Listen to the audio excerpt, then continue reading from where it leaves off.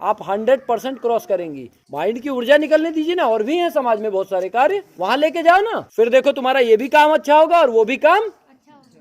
तुम एक ही जगह पूरी ऊर्जा डाल रहे हो, उतने की जरूरत नहीं है। बुद्ध को समझने के लिए बुद्ध, किसान को समझने के लिए खेती, और किसी का बुझो।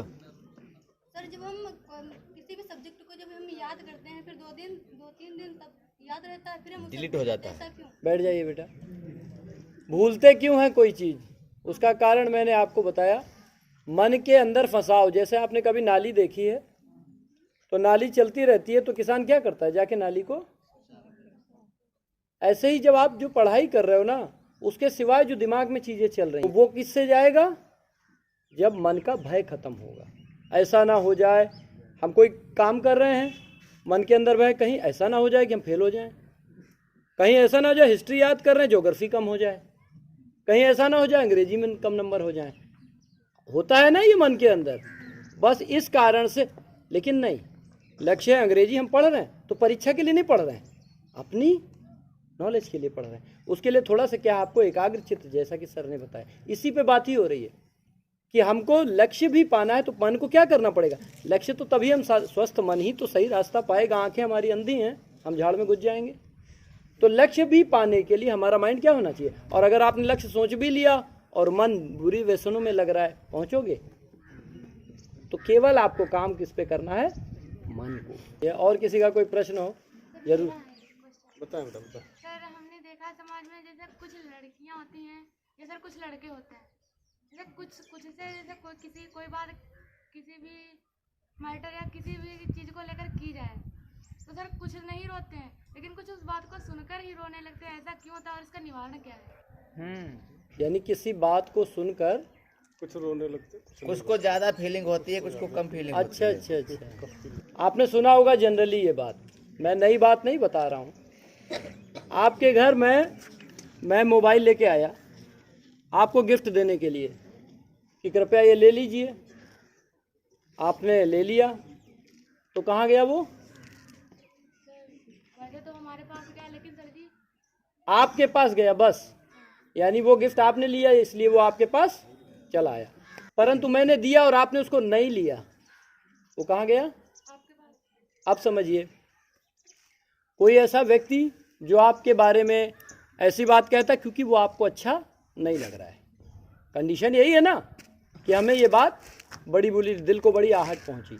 इसका मतलब है उस बात को आपने कुछ ज़्यादा ही महत्व दे दिया, यानी उस बात को आपने ले लिया। लेकिन यहाँ पे दो बातें हैं। अगर अध्यापक कुछ बोल रहा है, ठीक है, ज़्यादातर उसी कंडीशन में होता होगा, बच्चों के बीच में अध्यापक ने बोल दिया, तो अध्यापक के बोलने का जो लक्ष्य है, किस लिए बोल रहा है, उसको आप नहीं देख पाए। आपने केवल शब्दों को अपना सामने बना लिया कि हमको ऐसा कह दिया। क्यों कहा? आप जाइए उस अध्यापक के पास, अलग से पूछिए, सर क्या बात हो, तो वो आपको बताएगा बेटा हमने, अगली बार से आपको वो बात चुभेगी नहीं। और अध्यापक की कही हुई कोई भी बात, अभिभावक की कही, जरूर उसके पीछे कोई ना कोई उद्देश्य और अच्छा उद्देश्य होता है। तो ये आपको समझना। और अगर आपको लगता है कि कोई अध्यापक, मान लीजिए आपके मन में लगता है चेक करने का कि ये वाकई में अंदर से बोल रहे हैं या, तो एक पैरामीटर आपको बताता हूँ। कोई भी अध्यापक कोई भी बात बोल जाए, इसीलिए तो ध्यान बताते हैं, राग द्वेष होता है ना, ऐसा बोल दिया आंसू आ गए, अच्छा बोल दिया खुश हो गए, इसीलिए तो योग है, इसी से तो बाहर निकलना है। किसी ने कोई बात कही, आप उस पर प्रतिक्रिया उस समय नहीं, मौन, केवल क्या करना है आपको, मनन करना है। और उस अध्यापक को बस देखते रहिए ये बात। और उसके बाद कुछ दिन के बाद आप उसका परिणाम देखिए, अब उसके कर्म देखिए, वो कर क्या रहा है। आपको मैंने अपशब्द बोला और बाद में चुपके से जाके कहीं ना कहीं जो आपको सहानुभूति भी दे रहा है, कहीं ना कहीं आपको मदद कर रहा है। मतलब शब्द झूठे थे और कर्म सच्चा है। जब आप कर्म पे ध्यान देंगे, ये कर क्या रहा है, शब्द क्या है, लेकिन अगर शब्द और कर्म मैच कर जाएं तो भी आपको मौन रहना, समझ गए ना, तो उस बात का आपके ऊपर असर पड़ना ही नहीं चाहिए, क्योंकि इसका जो इसके मन की चेतना वो किसको हानि। आग अगर हम अपने हाथ में लेंगे तो किसको जलाएगी सबसे पहले। उसी प्रकार अगर कोई आपके मन में द्वेष रखता है और कर्म से भी द्वेष रखता है, तो सबसे पहले वो कर्म किसके पास है, आप केवल उस क्लास को रिलीज करके अपने समय को गुजारिए। आप अपने समय देखेंगे उसके हाथों में छाले पड़ गए, तब आपको बातों का फर्क पड़ना बंद हो जाएगा। इसके सिवाय आपको और एक तरीका बता दें, कितनी सुंदर बात कही। वहां से आपको सारे प्रश्न मिलेंगे। योगाचार्य अरुण, जितने प्रश्न आप कर रहे हैं ना बेटा, जितने प्रश्न आप कर रहे हैं, मतलब इतनी देर में हम सब नहीं, क्योंकि देखिए एक बात दो जगह चल सकती है, एक को अच्छी लगेगी और एक को हमारे मन के दुखों का कारण क्या है। मान लीजिए सर ने कोई बात बोली, लेकिन वो बात कि ऐसा करो, आपसे कह दिया तुम ऐसा करो, जाओ और कॉपी में पूरी ऐसे लिख के ले आओ, तो अगर आपको आता है तो आप खुश हो जाएंगे, नहीं आता है तो दुखी किसने किया? मन ने। जिसको आता है उसको दुख और जिसको नहीं आता उसको दुख, यानी हमारे सुख और दुखों का कारण हमारा। जो भी आपका प्रश्न है बेटा, उसको योगाचार्य अरुण स्पेस दे के आप डालेंगे, सारे वीडियो आपके सामने आ जाएंगे। चैनल को सब्सक्राइब करिएगा, बेल आइकन ऑल वाला दबाइएगा, सारे नोटिफिकेशन, और उसमें नीचे एक पेज का लिंक होगा, डिस्क्रिप्शन में जाओगे तो वीडियो सामने आ जाएंगे।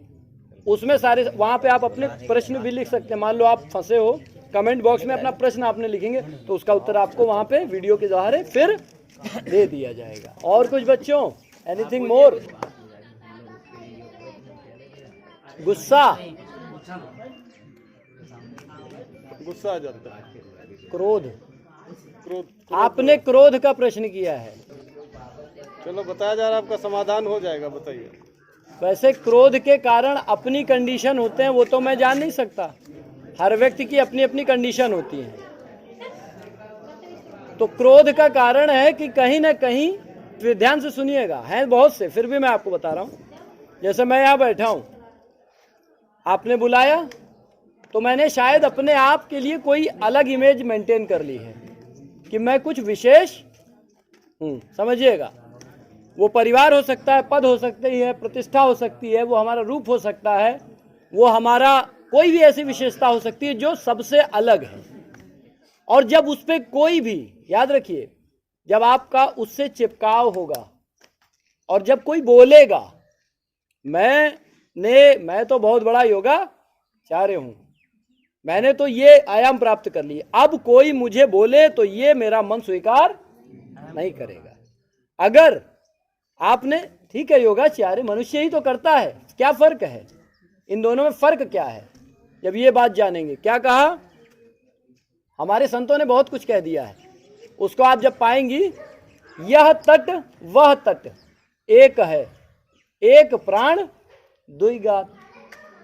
अर्थात जो मैं हूं वो ये है, मैं भी पहले यही काम करती थी और आज ये काम वही कर रहा है। तो जब ये मैं समझूंगी यहां से तो मैं भी गुजरी हूं ना भाई, अरे इसका भी समय बोल लेने दो। तो दोनों में कोई फर्क नहीं, ये भी शरीर और ये भी शरीर, एक पुरुष हो सकता है, एक नारी हो सकती है। बस जब आप अपने आप को ज्यादा इंपॉर्टेंस देंगे तो आपको सदैव क्रोध आएगा। मुझसे गिलास उठाने को कह दिया, अब तो भाई पारा चला, इतने सारे बच्चों गिलास मुझसे उठवा दिया, अब क्रोध आएगा, भले ना बोलो टीचर के ऊपर, हमसे बोल दिया। हो सकता है वो आपको बहुत अपना समझता हो, बेटा उठा दो, आपने गिलास उठाया, मैं तो क्या, जैसे यहाँ के हमारे चपरासी लोग काम कर रहे हैं बेचारे, तो वो हम कह रहे हैं ना, लेकिन वो सेवा दे रहे हैं। जब मन में आ जाए कि मेरा कर्म है, ये कर्म ही सेवा है, जो कर्म मुझे मिला है उसमें जब भाव ये आ जाए कि एक मनुष्य ही तो करता है, मैं भी, विश्वास मानिए कृष्ण तो पत्तल उठाए थे, जूठे पत्तल, कृष्ण ने तो गालियां सुनी थी। अब कृष्ण कहते मैं चक्रधारी सुदर्शन, तो निकालते चक्र और मार। इसीलिए हमें शक्तियां नहीं मिल सकती, क्योंकि हम उसे तुरंत भस्मासुर हो जाएंगे, भस्म कर देंगे। तो इसलिए अपने आप को देखिए, मैं कहाँ, ऐसा तो नहीं कि मैं बहुत चिपकी हूं या चिपका हूं किसी अपनी आसक्ति से, और उस पर जब कोई आक्षेप करेगा तो मुझे क्रोध आएगा, सीधा सिंपल कटेगा। Anything more? सर, और बेटा सर अभी आपने कहा कि जो गालियों की बात की, तो सर 99 गाली तो कृष्ण को सर शिशुपाल ने दी थी, बिल्कुल, लेकिन सर 100वीं गाली पर उन्होंने भी चक्र छोड़ दिया था। बहुत सुंदर है। समय और परिस्थितियां काल के अनुसार बदलती रहती हैं, समझिएगा हमारी बात। बैठ जाइए। और कुछ? शिशुपाल ने 99 गालियां दी, 100वीं पे उन्होंने क्यों चलाए? वो सामर्थ्य थे, चक्र उठाया और मार दिया। राजा थे। क्या हम राजा हैं? अगर हम 100वीं गलती पे किसी को मारेंगे तो क्या होगा? बोलिए। तो या तो कृष्ण बन जाओ, तब तो तुम्हारे लिए ठीक है, लेकिन अगर कृष्ण नहीं, सामान्य व्यक्ति हो तो 1000 गाली भी मिलेगी ना। 1000 के बाद भी वो बात अलग की है, उसका परिणाम कुछ भी हो, लेकिन सबसे पहले क्या होगा? इसलिए उस सिद्धांत पे कृष्ण को समझना पड़ेगा। यानी कृष्ण का कर्म करने के लिए हमको कृष्ण, राधा को समझने के लिए राधा, बुद्ध को समझने के लिए बुद्ध, किसान को समझने के लिए खेती, ऐसे ही कर लोगे। तो सबसे पहले जो व्यक्ति कर रहा है ना, जो कर रहा है वैसे बन जाओ, वो तुमसे हो जाएगा। वो करते नहीं थे, वो हो जाता था। समझ में आई बात? और कोई कुछ पूछना चाहता है? बेटा आपने मौन की बात की थी। मन की? हाँ, मौन। मौन। तो हम तो लगभग स्कूल आने तक केवल मतलब जब सुबह उठने के बाद हम लगातार चुप रहते हैं, लेकिन फिर भी जब हमसे कोई बात कोई कहता है तो हम उसको मन में बना रखते हैं, हम इसको जवाब जरूर देंगे, और जब हम बोलते हैं तो बहुत तीखा बोलते हैं। इसका कारण? मौन का आशय पहले समझिए। मौन का आशय समझिए। शब्द बोलें। शब्द हमें किस लिए मिले हैं? बोलने के लिए। शब्द क्या है? नाव है। शब्द क्या है? नाव, जिससे हम अपनी बात अगले व्यक्ति तक पहुंचा सकें। और आपने कहा मौन, मौन ऊपर का नहीं, भीतर का मौन। कुम्हार क्या करता है? बाहर चोट मारता और भीतर। इसी प्रकार हम बोल तो रहे हैं, आपसे बोल तो रहे हैं, लेकिन अंदर पहले चेक करो। जैसे आप पूछते हो किसी को, हम कोई बात बोलते हैं और वो बुरा मान जाता है। क्यों मानता है? आपको लगता है आपके शब्द माध्यम। नहीं, कभी भी ध्यान देना, कभी भी ध्यान देना अंतर में तुम्हारे क्या चल रहा है। कोई टीचर कभी तुम्हें डांटे तो किसी टीचर की बात तुम्हें डांटने पे भी तुम हंसते होगे मन ही मन, क्योंकि ऊपर से तो बोल रहा है लेकिन भीतर से वो मौन है। भीतर से क्या है? प्रेम है। तो शब्द जरूर कठोरेंगे लेकिन आपको अच्छा लगेगा। और टीचर अगर एक थप्पड़ भी मार देना तो बड़ा, क्या वो गुण है आप में? मौन मुख का नहीं है, मौन भीतर का है। शब्द कुछ भी हो, और जब भीतर मौन होगा तो बाहर शब्द का जो आशय होगा वो अच्छा ही होगा। और उसके लिए क्या करना पड़ता है? अभी बड़े स्टेप हैं। स्वास्थ्य को सही करके फिर मन का तप करना पड़ता है, तब वो मौन धारण होता है। बात समझ में आई? कड़ुआ। देखिए, वचन, वाणी जो होती है, क्या कहा गया? ऐसी वाणी बोलिए मन का आपा खोए। लेकिन नहीं समझ में आएगी। लेकिन एक बात फिर समझो, कर्कश बोले कांगड़ो, कर्कश बोले कांगड़ो, और कोयल मीठा बैण, एक हियो व्याकुल करे, एक बढ़ावे चैन। मतलब वाणी, वाणी इतना बड़ा वरदान है बेटा। दुश्मन भी है ना तो उससे केवल, कितना भी क्रोधी है, भले वो आपके सामने प्रकट ना करे, कितना भी, आप जरूरी नहीं हर समय बोलो, लेकिन जब भी बोलो उससे आप प्रेम से बोलो।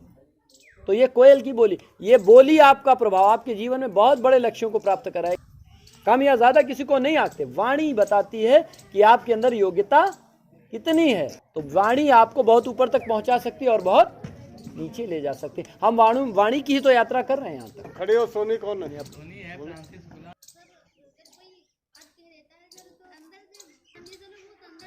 अंदर से ले लेते हैं ना, ज्यादा फीलिंग होती है। देखिए बेटा, मैंने पहले भी आपसे कहा, सबसे पहले सुबह उठते हो तो क्या देखते हो? ईमानदारी से बताना। क्या सूर्य के दर्शन करते हो?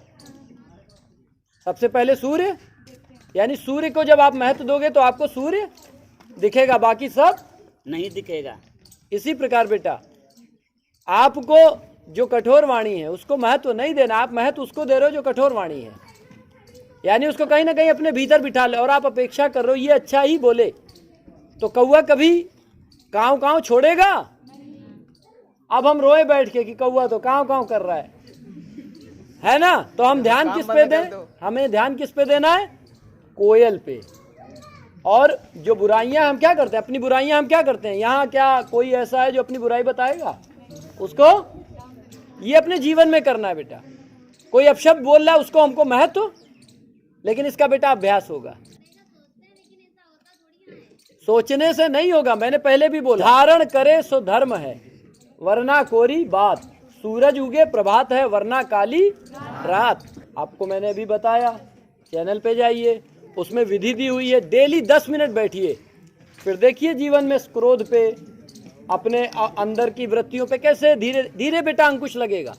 एकदम से रोकने का प्रयास भी मत करना, उसको धीरे धीरे हटने देना। तुमने एकदम से लगाया, कुकर फट जाएगा, फिर और ज्यादा वेग प्रबल हो जाएगा।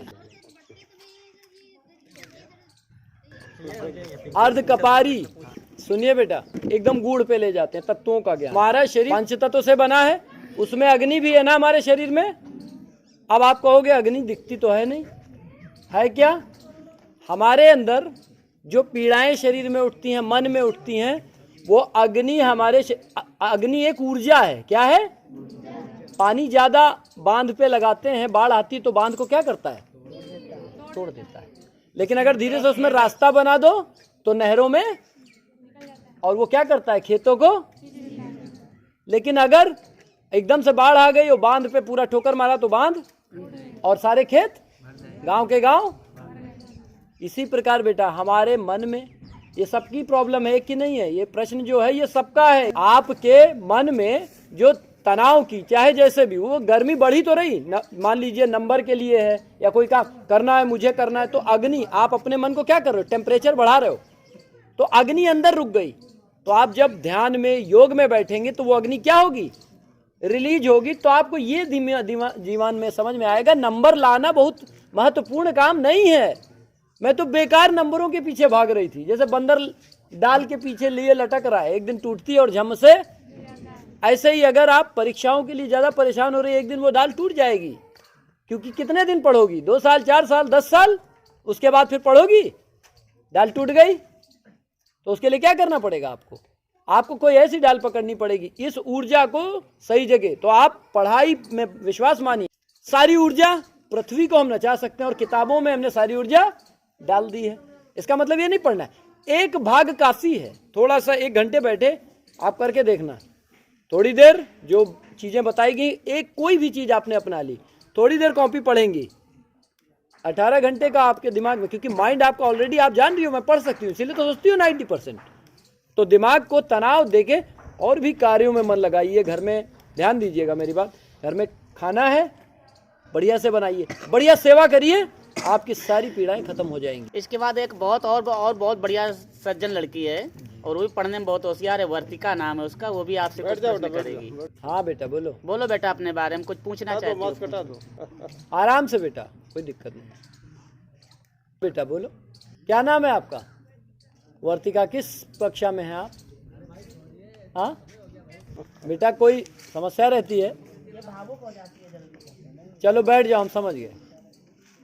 आराम से बैठ जाओ, प्रसन्न रहा करो, हंसो। ज्यादा किसी बात को अपने दिल में जगह मत दो, किसी को ज्यादा, अपने से ज्यादा, मतलब कहने का मतलब अपने को इसलिए महत्व दो कि आपको तनाव ना हो, और दूसरे की बात को उतना महत्व दीजिए समझ कर। मत लीजिए कूड़ा, फेंक दीजिए, और अच्छी चीजें, काम खत्म हो। पहले जो सर लोग आए, बहुत अच्छे अच्छे विचार दिए, और आप लोगों को जीवन के बारे में आगे बढ़ने का कुछ सिद्धांत दिए। तो सबसे पहले उन मूर्तियों के लिए हम एक बार हृदय से तालियों से स्वागत कर दें, और आशा करते हैं कि इस पवन सुत इंटर कॉलेज में परम पूज्य जय गुरुदेव स्वामी श्री महंत जी का हम आशीर्वाद मांगते हैं, और जहाँ कहीं पे भगवान वो भी सुरक्षित रहें, क्योंकि उन्हीं के द्वारा आज हम यहाँ पर सब लोग एकत्रित हुए हैं। तो उनका भी नमन करना बहुत ही ज़रूरी है। तो गुरु महाराज को भी नमन कर लेते हैं, और उम्मीद करते हैं कि ऐसे ही इस देश के जो अच्छे महान मूर्तियां हैं, महान लोग हैं, वो आते रहेंगे, हम लोगों को दिशा निर्देश देते रहेंगे। तो ऐसे ही व्यक्तियों के द्वारा हमें रोशनी प्रदान हुआ करती है। तो हम देख लिया करते हैं कि हमारे पास क्या कमियां रह गई हैं, और हम किस तरह से कार्य करें ताकि हमारे बच्चों को, और जब बच्चों को फ़ायदा होगा तो हमारी समाज को फ़ायदा होगा, जब हमारे समाज को फ़ायदा होगा तो हमें फ़ायदा होगा।